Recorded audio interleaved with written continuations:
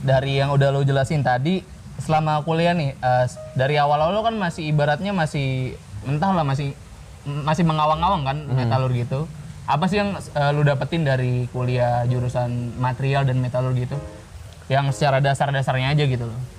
Dasar-dasar ya? Iya, dasar apa aja yang lo tahu dapetin gitu. Mungkin tadi tiba-tiba oh ternyata pipa itu harus diurus gitu. Kayak gitu-gitulah. Yang baru-baru lah, hal-hal Ya, baru ya. hal-hal. Kayak mungkin kayak gini, kayak misalnya kalau di industri nih, kalau di industri kan, kalau lu tahu nih kayak di tempat gue kerja sekarang. Oh, lo udah kerja ya? Oh iya. Nanti. Ini bukan pamer kan? Bukan pamer. kan ya. Di tempat kerja gue sekarang nih, kayak gue itu kan bisnis masih baru tuh. Dia itu produksi aluminium kan, produksi aluminium. Nah itu sebenarnya asal lu tahu, waktu mereka mempelajari tentang material apa aja yang ada di aluminium habis dicor, itu engineeringnya bukan orang Indonesia, Dra. Orang mana? Harus orang Cina, dan orang Cina nggak bisa bahasa Inggris. Jadi akhirnya waktu komunikasi itu kan harus pakai Google Translate kan, pakai Google Translate. Maksudnya ya, kayak menurut gua entah karena material metalurgi ini nggak terlalu dikenal, akhirnya waktu gue masuk di tempat gue yang menurut gue itu material metalurgi banget, nggak ada satupun orang material metalurgi. Nggak ada. Dan orang yang dipakai buat jadi engineering material metalurgi itu orang Cina. Rata-rata dia jurusan apa? Jurusan teknik kimia. Oh, wajar sih, proses kan pasti ada. Teknik elektro, teknik mesin. Metalurgi itu masih jarang dan tergolong baru nggak sih kalau di Indonesia sebenarnya? Tergolong baru. Di Indonesia tergolong baru. Kayak sub jurusan yang baru dibuat gitu ya? Betul. Oh, I see. Kalau yang lu dapetin selama kuliah apa aja? Kalau yang gue dalamin kebetulan gue dalamin manufaktur sih. Manufaktur tadi yang gue ceritain, ekstrusi yang lu nggak tahu tadi kan, pengecoran, kelas, Oh, lu songong. heat treatment, perlakuan panas. Jadi kayak misalnya material nih aluminium itu kalau misalnya dia biasa aja, misalnya abis dicor dipakai sama abis dicor lu panasin dulu, itu kekuatannya bisa beda, Ndra. Kayak gitulah. Intinya kayak gitu. Wah, ribet sekali kayak gitu lah. Iya, kuliah Anda. Enggak juga sih, Ndra. Nggak juga ya? Soalnya tadi dosennya nyantai. Oh, nyantai. Sebenarnya kalau kuliah metalurgi nih, bagi orang-orang yang pengen masuk metalurgi sebenarnya pusing banget gitu nggak sih? Enggak. Sama sekali nggak? Enggak, nanti pusing paling di tahun-tahun ketiga lah. Lu baru mulai, yang namanya juga baru mulai mikir kan, lu pengen, pasti kita waktu misalnya tahun ketiga mikir dong, ini gue lulus kuliah pengen jadi profesional di bidangnya atau pengen buka wirausaha sih. Kayak gitu, atau gue pengen ngambil ilmu-ilmunya aja terus baru pengen wirausaha, kan bingung dong kayak gitu. Ya ntar lu tahun 3 mulai mikir lah, kan lu kan KP dong. Lu KP. KP nah, itu apa namanya? Kerja praktek. Kerja praktek ya. Atau PKL ya kan? PKL. Magang, lu baru sadar ntar gunanya yang lu pelajarin di industri itu apa. Maksudnya akhirnya lu sadar lah, waktu lu belajar ya ntar gue lulus, gue pasti ada gunanya gitu ya kan. Jadi lebih semangat kan, terus lebih nyari tahu. Oke. Yang dipelajarin itu mayoritas itu hafalan atau ngitung kah atau apakah? Soalnya metalurgi kayaknya benar-benar entah banget nih, gue mungkin bisa share juga. Pertama yang sebenarnya lebih banyak kita belajar diagram sih. Diagram kayak gimana? Diagram, jadi kayak misalnya perlakuan material. Misalnya perlakuan material, kalau misalnya dikasih penambahan komposisi, itu nanti kayak gimana, terus ditambahin perlakuan panas. Misalnya sumbu X-nya, sumbu X itu komposisi, sumbu Y-nya itu misalnya panas. Nah itu ntar lu bakal ngeliat si material ini bakal ada di fase apa, kayak gitu. Itu gunanya buat apa? Buat seenggaknya lu bisa ngebayangin kalau misalnya nanti lu ngelihat proses di industri, waktu si material ini dicek nih komposisi kayak gini, ini bakal kayak gimana nih? Atau misalnya komposisi ini kurang, ini bakal gimana nih? Sebenarnya jadi lebih ke analisis, tapi lu harus kuliahnya itu mayoritas itu kebanyakan analisis ya? Analisis, apalagi korosi. Pasti analisis banget.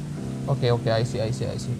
Nah, bagi teman-teman yang mau masuk kuliah metalurgi tuh, lu ada saran gitu nggak? Misalnya harus lu kencengin di pelajaran apakah gitu, kayak start guide lah kalau benar-benar mau masuk metalurgi nih. Tadi kan kalau dicekokin ya sama guru les lu. Kalau lu ngasih saran nih, misalnya ada yang pengen masuk metalurgi tuh, apa? Kalau misalnya pelajaran di SMA-nya sih, kalau misalnya dia dari SMA ya, bukan dari SMK, dari SMA ya pelajaran ilmu-ilmu IPA, kimia dan fisika aja.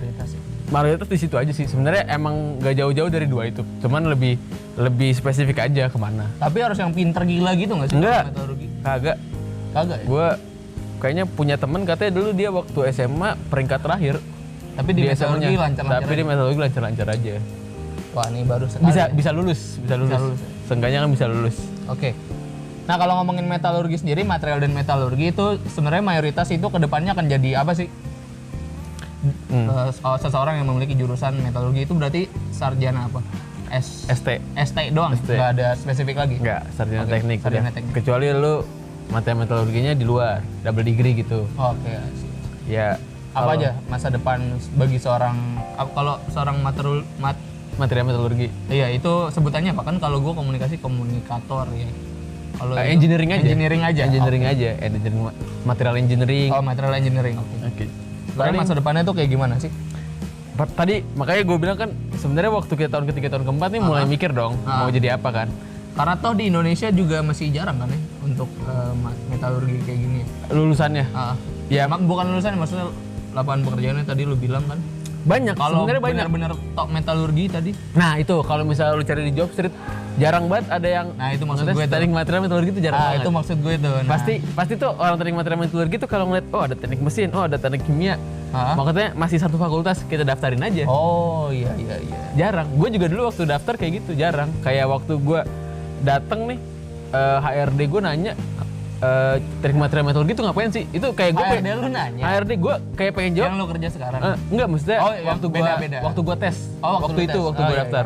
Bukan yang di sekarang? Gue dalam hati itu kayak pengen ngomong, ya ini industri material metalurgi banget. Kenapa lu nggak tahu gitu? Kayak gitu. Saking itunya, sampai HRD-nya nggak tahu. Nggak tahu. Material metalurgi itu ngapain. Tapi setelah gue masuk, sekarang udah ada 6 orang teknik material metalurgi di situ. Berarti udah lumayan growing lah. Banyak yang benar-benar metalurgi gitu. Karena emang industrinya itu metalurgi banget.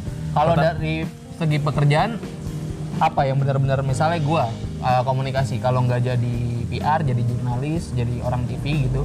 Kalau metalurgi jadi apa? Pertama jadi engineering, itu udah pasti kan. Jadi engineering. Yang berbau mesin. Nah, yang pertama itu industri manufaktur. Dia bisa. Terus tadi kayak gue bilang. Manufaktur tuh kayak contoh perusahaannya apa coba? Yang terkenal Toyota atau Honda, ya otomotif. Yamaha musik. Yamaha musik siapa tahu bisa. Bisa ya. Sini lu out frame. Oh sorry. Iya enggak apa-apa. Apalagi biasa gue. Oh iya enggak apa-apa. Atau kayak manufaktur sepeda. Oh bisa juga. Bisa juga. Polygon, cycle gitu ya. BMX, Pixie. Terus apa lagi? Nah itu kalau di engineering manufaktur. Bisa juga tadi gue bilang di bagian pertambangan tapi di ekstrasinya kan. Itu bisa juga. Bisa juga. Apa lagi? Atau ya biasalah kalau engineering.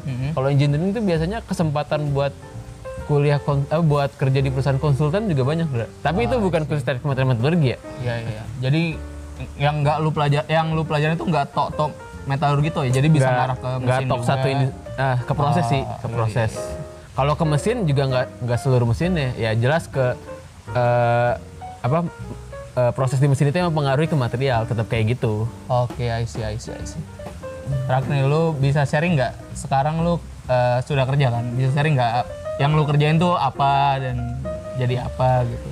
Pertama mungkin gue masih jadi manajemen trainee ya. Jadi gue masih diputer-puter di perusahaan gue itu untuk posisi. Masih di itu ya, masih kayak di uji coba gitu. Betul. Sekarang kalau yang gue lagi kerjain sekarang tuh kebetulan nih perusahaan gue pengen sertifikasi ISO kan. ISO 9001 yang itu yang berisi tentang sistem manajemen mutu. Soalnya ISO di gue beda, gue ISO-nya beda. Kalau lu ISO-nya itu ya. Lu ISO berapa emang? ISO gue 100, 200, 6400. ISO kamera itu beda. Sorry. Ya, ISO itu kayak sebuah apa? Sertifikasi. Jadi kerjaan gue sekarang gue masih staff jadi ISO. Maksudnya gue lagi ditaruh di situ. Bisa jadi ntar dipindahin lagi kan. Jadi fokus gue itu buat ngecek pertama gue bantu buat monitoring sistem yang lagi berjalan. Terus gue cek implementasi sistemnya. Terus gue tarik sekalian gue cek sama kalau dasar-dasar ISO itu udah terpenuhi semua atau belum? Kayak gitulah kira-kira kerjaan gue sekarang gitu, kayak make sure aja ini implementasi udah oke apa belum. Secara garis besar gue paham lah lu sejauh ini lagi kerja di sertifikasi. Iya. Kalau kemungkinan yang lain itu bakal gimana ya? Kalau misalnya bisa juga gue kalau di perusahaan gue ya, bisa juga misalnya gue karena gue masih MT, biasanya anak MT di perusahaan gue itu ditaruh di business process improvement. Jadi dia kerjanya itu buat nge-improve sistem. Improve sebuah sistem yang udah dibuat sebelumnya gitu. Betul. Sistem Kalau kayak gimana? bisnis proses, kalau lu bisnis lihat proses. kalau lihat bisnis proses kan pasti dari pengadaan material sampai ke penjualan. Sampai ke penjualan. Itu kan ada kan. Nah, itu gunanya si bisnis proses improvement itu buat nganalisis. Ini udah efisien atau belum atau masih bisa diperbaiki apa enggak. Kayak gitulah. Kira-kira kayak gitu. Wah, berarti luar biasa sekali ya. Luar biasa. Tapi gue lagi nggak ngerjain itu. Oke. Kalau dari secara cuan gitu oke nggak ya kalau dari Perusahaan gue ini rada sensitif juga ya. dari sensitif harus yang kayak gini soalnya kayaknya pengen tahu. Sewajarnya MT. Sewajarnya manajemen trainee lah di perusahaan swasta. Kalau untuk udah bagian-bagian yang kayak tadi gitu udah oke. Kalau kebetulan kan kalau staff bisnis kalau masih staff ya, masih staff bisnis proses improvement itu masih MT sebenarnya. Masih MT, cuman lagi MT lagi ditaruh di situ kayak gitu aja. Cuman kalau udah tingkat head of department, head of division ya jelas udah Lebih mantap lah ya. Lebih mantap lah, jauh. Oke. Tapi sekarang itu udah lu sebagai MT lu ngerasa cukup? Cukup. Kalau gua kan Cukup juga apa lebih dari cukup? baru cukup, Kalau untuk sendiri doang? lebih dari cukup. Lebih dari cukup ya. Oke. Kebetulan kan gue juga baru lulus kan bulan September kan. September 2020. September 2020. Jadi ya masih oke lah buat awal-awal mah. Judul skripsi lu apa kemarin? Gue tentang ini pengecoran sama perlakuan panas aluminium. Jadi pas banget nih sama perusahaan. Sama perusahaan lu cocok. Pas ya? banget. Kayaknya gara-gara itu gue hoki keterima ya kan.